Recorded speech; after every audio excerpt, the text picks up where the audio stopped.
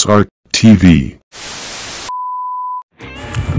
Okay, for today's video po natin ay ito nga po. Alam nyo po ba, kilala nyo po ba ang nagugupitan natin ngayon na napakagwapo? Sa totoo lang po, ito po ay talagang artista po ang ating model ngayon. Malalaman nyo po mamaya kung sino siya, at ito nga po ay pagpatuloy na natin. Guard number 2 po tayo dyan. Okay, ang mga French craft na ganito talagang bagay na bagay sa mga gwapo at saka sa mga pangit din. Joke lang, siyempre. Pagtapos ng guard number 2, ito, guard number 1 tayo. Tulad ng mga ginagawa natin, guard number 2, guard number 1. Okay, ito guard number 1 tayo mga boss. At pagtapos ng guard number 1 po ay siyempre 0 ga po tayo, 0 para matanggal natin, blending natin para yung mga kanto is matanggal-tanggal po siya mga boss. Magugulat kayo sa suki natin dito sa customers natin na to. Nako, artista po ito mga boss. At ganito yung kalalabasan niya mga boss. Yan, may ano siya dyan, may lubog dun yung parte na yan mga boss. May lubog, pero magagawa natin ang paraan yan kung sakasakali. Pwede nating mahagod yan. May gagawin tayo dyan. Trimming scissor po ang ginagamit natin dyan para magbalanse yung kulay niya.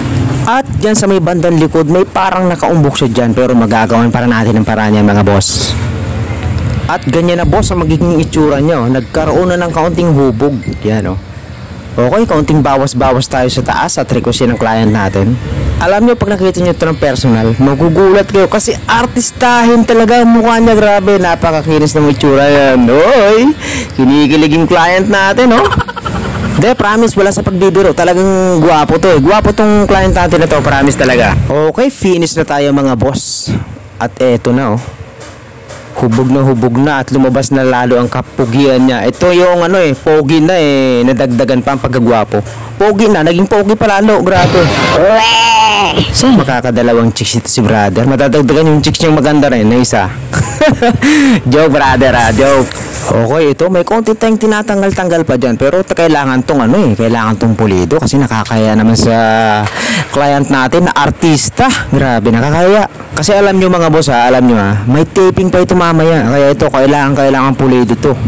Nakatutok ang video natin, kailangan hindi makikita yung mga dark spots dyan, mga yun tapos na tayo mga boss. Eto na siya Okay, ito muna yung before nya. Pogi na yan pogi na yan. At eto na ready na ba ang lahat? Eto na siya.